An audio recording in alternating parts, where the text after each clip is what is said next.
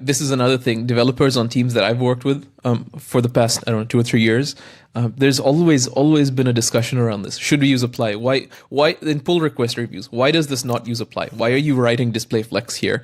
And sometimes people get very religious about it. Can we lay down some guidelines for the use of apply? That is, should we use it as often as we can? Should we maybe not use it? Like, what's the best practice with apply? Okay, the official documentation itself says don't use apply too much, right? So that's because you're once again doing the same thing. You are not eliminating the pain point because you're naming a class and then you're taking it into the style sheet and you're simply using apply there. Of course, you're reducing a few characters. You're not writing regular CSS there with the properties and values, but you are still naming the class and you're still putting it in a different place where you have to go and look it up. And once again, if you're overriding that with the utility class, it will work, but then again you're overriding it in HTML that time. It's not the style. So as much as possible, or just to make your HTML beautiful or readable, don't use apply. If there is no other way, like I mentioned, the third-party packages, there is no other way you can style them using Tailwind. You have to use those class names, then definitely use apply, because there you don't have to write regular CSS. You can use the Tailwind classes with apply. So as much as possible, avoid. That's what even Adam Watson says. So don't use it just to beautify HTML. That's the thing. Right. It's supposed to be an exception, a fallback to where you absolutely need your own class, it sounds like. Let's talk a little bit about the Tailwind config. So for those who aren't aware, Tailwind is it gives you the ability to have this Tailwind config.js file that you export a JavaScript object and it extends Tailwind's functionality, or it replaces Tailwind's functionality. And you can add like color palettes and themes. So my biggest use of the Tailwind config has been for animations. I just add animations that do various things and it becomes accessible as a class name. Can you use the Tailwind config, for example, to basically to do the same thing in regular CSS, right? To add support for newer CSS rules? Or is that not the best way? Is it better to just like write CSS in a file? No, you definitely can. You can create your own plugins, which means you can create your own class names, both static and dynamic.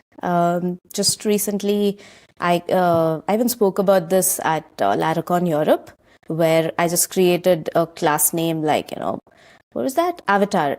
So, let's say you need an avatar class. It might be available in different frameworks, but since Tailwind is utility first, you will have to use like, let's say, rounded full, shadow SM, border 4 and border maybe orange 300, whatever. So those 5 to 6 class names, you will repeat everywhere. The only thing that might change is the size. Right? In your nav bar, you might want an avatar SM, something like that. Like it would be nice to have avatar SM there, and then probably you have a profile card where you need an avatar XL. You can create those on your own using the, config. You can create your own plugins. You add all those classes that are actually static, like the rounded full and then the border and things like that, and just say that I want to change the width and the height. For SM, you want a particular size.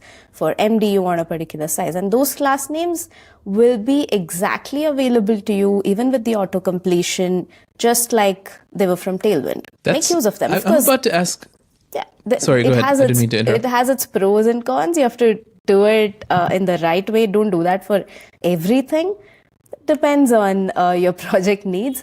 And some, like, I don't know about the try block. I'm not sure if that's possible. Some are not possible to literally do it in the HTML. Some have to be done in the style sheet. But if it can be done in HTML, you can create your own plugins. You can add them in the config file and totally use them. Yeah. I think that's so cool. I'm about to ask a very silly question now that you mentioned plugins. And that is there a sort of, like in Apple, you have the App Store.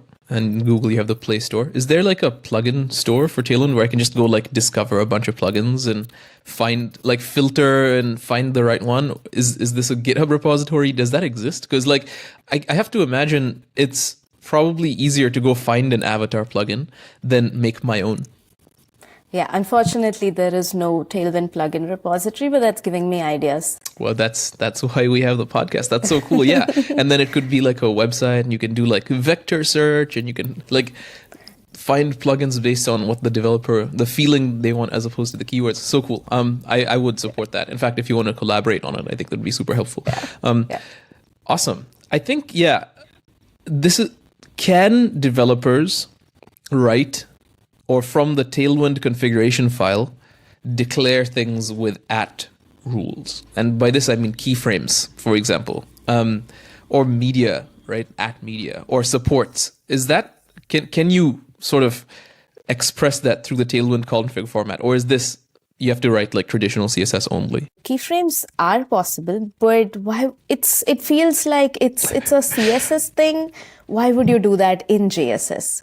Right. So that's one thing. That's another thing. Adam Wathan himself said that, there are certain things you can do in both CSS and JS, and the developers feel it's natural in CSS, but it doesn't feel the same in JS.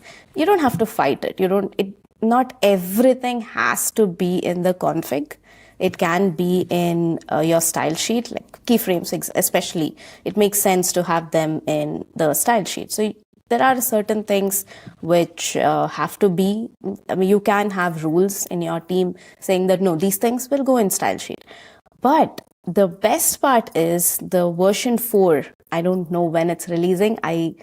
I'm hoping that it's this month or the next. In the version 4, the alpha is already out and you can test it. Most of the configuration is shifting to the style sheet and not the JS file. What? So you can define all your tokens. Yes, all your design tokens, like your colors, you customize them, right? You can put all of them in CSS and it looks so clean, so much like where it belongs. And just like variables, right? Your custom properties, you put them all in the style sheet. So that's possible in Tailwind. So is tailwind.config.js going away? Maybe not. Even the team doesn't know yet, because for plugins, you do need them. You can't do that in CSS. There are certain things like custom content, and even content auto discovery is coming to Tailwind v4. So remember, the first thing you need to do when you install Tailwind is you have to go to your config.js and change that content key. Yeah. You have to put where all to find your Tailwind classes. Like you find them in my JS files and in HTML and things like that. But that's going to change. You might not have to do that. Yeah, you might not even need the config file, because Tailwind in version 4 will auto discover. But for some reason, if you still want to say it's not discovering, or if you want to say that look in this file particularly, the only way to do that is then include the config file and do it. That's exciting. Do we know the details about how this auto discovery works? Like, if I have to guess, it's probably like a match on like */*. Dot, TSX, JSX, HTML, CSS, whatever, and you ignore node modules because that's the default one, right? So is that just like an implicit rule in the framework itself, and then you can fine tune it if you need? Yeah, something like that. Okay. I've seen that the team has worked very hard on trying to pattern match and saying that nobody will name, it's their own classes, right? So then they're thinking, what if somebody creates a name like this and then that cannot be found, and things like that. So they've tried to put in a lot of work in this area. Yeah, it is pattern matching, yes. This is one of those moments where I'm like speechless and also like marveling at innovation, right? Because like I've been using Tailwind for years, you've been using Tailwind for years, and honestly, I've settled into like a comfort zone. I'm like, okay, this is Tailwind. I use it every day. I know how to set it up and so on. And this like the content key in the configuration, I've written it a million times.